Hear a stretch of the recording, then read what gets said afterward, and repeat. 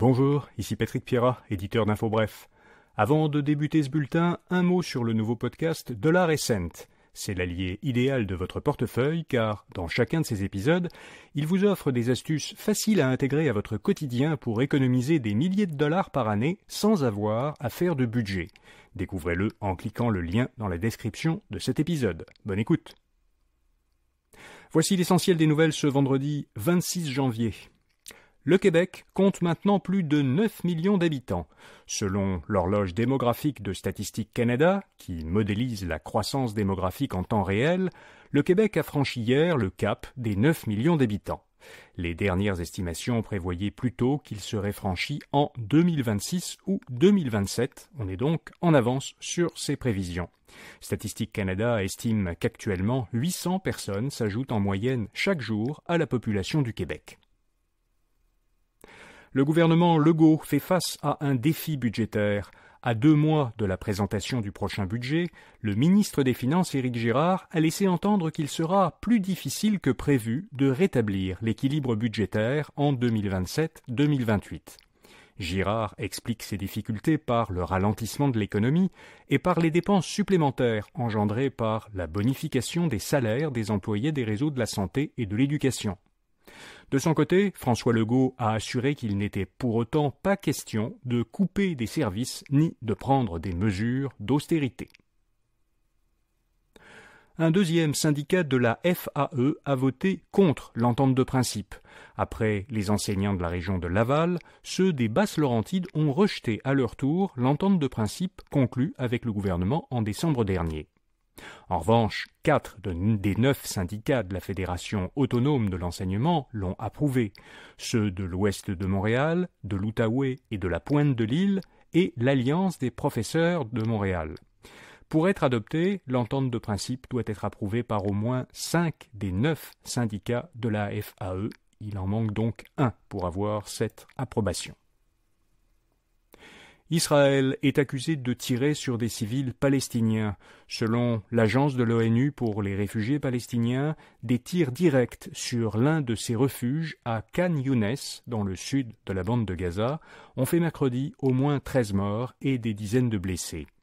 L'agence dit qu'elle communique toujours l'emplacement de ces abris aux autorités israéliennes et qu'elle avait reçu l'assurance que les réfugiés seraient en sécurité. De son côté, le Hamas affirme que des tirs israéliens ont fait au moins 20 morts et plus de 100 blessés parmi des civils qui attendaient de l'aide humanitaire dans la ville de Gaza. Le président et fondateur de l'agence immobilière Sutton Québec aurait commandé des incendies contre des firmes concurrentes. Christophe Follat a été arrêté avec 2 complices par la Sûreté du Québec pour avoir, présumément, incendié et fait exploser des bâtiments à Saint-Sauveur et Sainte-Thérèse, dans les Laurentides, entre 2017 et 2022. Ces bâtiments abritaient des bureaux d'agences immobilières concurrentes, Royal Lepage Humania et Remax Bonjour. Les Québécoises en couple sont généralement beaucoup moins riches que leurs conjoints. C'est ce que constatent des chercheurs de l'Institut de la recherche scientifique.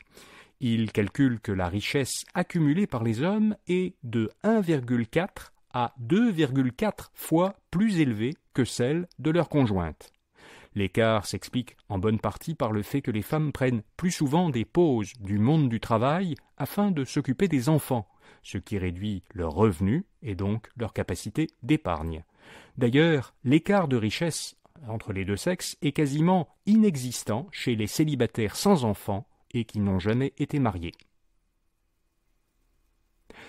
Tesla a connu une bien mauvaise journée en bourse hier. La valeur de son action a chuté de 12% après que la société a annoncé des bénéfices inférieurs aux attentes et averti que la croissance de ses ventes allait ralentir cette année.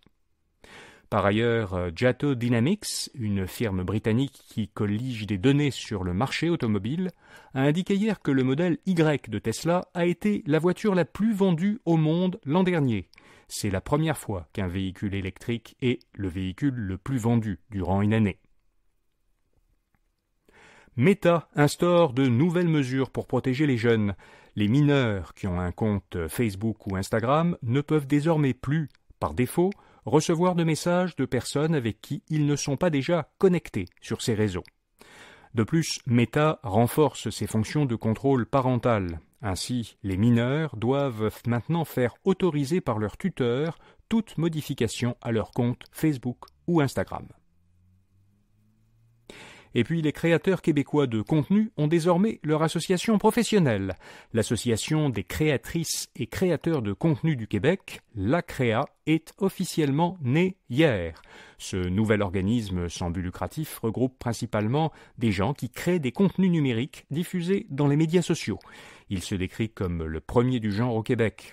L'ACREA se donne pour objectif d'établir et encadrer les bonnes pratiques de la profession de créateur de contenu, faire la promotion de la culture francophone et québécoise et contribuer à l'encadrement et à la formation de la relève.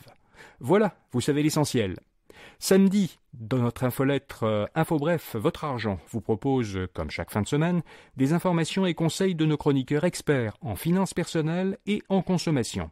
Cette semaine, Fabien Major nous explique pourquoi il est vraiment difficile d'investir à long terme et de garder le cap sur ses objectifs d'investissement.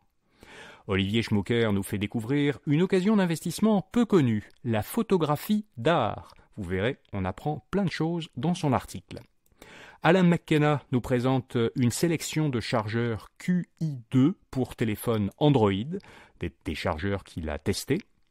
Et comme chaque samedi, on fait le point sur les indices boursiers et on vous signale les meilleures aubaines disponibles en ligne, c'est à dire cette fin de semaine dans InfoBref Votre Argent, samedi et dimanche en page d'accueil d'infobref.com.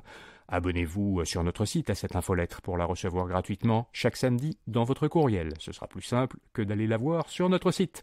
Bonne fin de semaine et à lundi matin.